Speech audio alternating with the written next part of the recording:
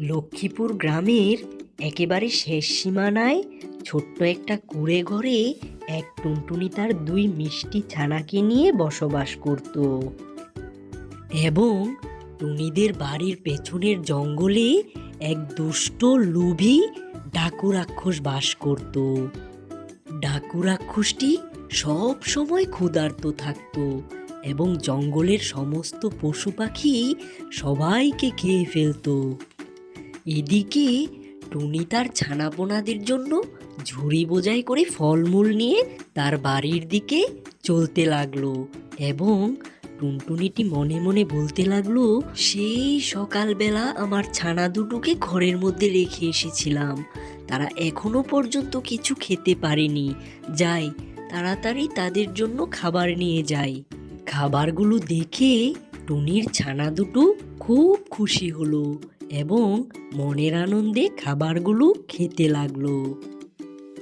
পরদিন সকালের ঘটনা, টুনি মাথা বোঝাই করা আম নিয়ে হাট থেকে বাড়ির দিকে আসছিল। হঠাৎ করেই পথে দেখা হয়ে গেল এক গেছো আমের। গেছো আমটি খুব সুন্দর করে কথা বলে, দেখতেও ভারী মিষ্টি। তারপর গেছো আমটি টুনিকে পথে থামিয়ে বলতে লাগলো, কিরে টুনি, তুই যে প্রতিদিন হাট থেকে এই জঙ্গলের পথ দিয়ে বাড়ির দিকে হেঁটে যাস, তোর কি ভয় করে না? জবাবে টুনি আমটিকে বলে, আমার আবার কিসের ভয় শুনি? ভূত প্রেত দেখলে ফুরুত করে উড়াল দিয়ে চলে যাব। ঘরে ফিরে টুনি তার বাচ্চাদের জন্য রান্না করতে থাকে।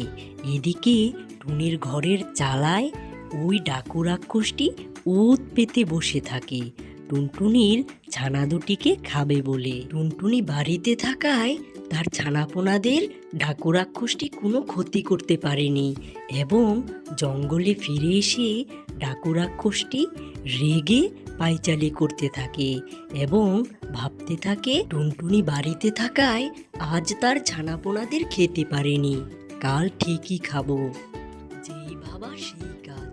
টুনি বাড়িতে না থাকায় রাক্ষসটিও টুনির বাড়িতে এসে হাজির হলো এবং টুনির বাচ্চা দুটোকে রাক্ষসটি তার জাদু শক্তি দিয়ে মেরে ফেলতে লাগলো।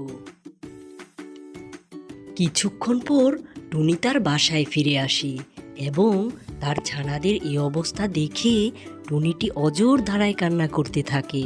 কাঁদতে কাঁদতে টুনিটি তার গরিলা বন্ধুর বাসায় চলে আসে।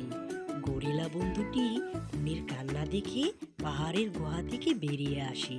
টুনটুনির কান্না দেখে গরিলা বন্ধুটি জানতে চাওয়ায় টুনি তার ছানাপোনাদের মেরে ফেলার সমস্ত ঘটনা খুলে বলে তার বন্ধুর কাছে।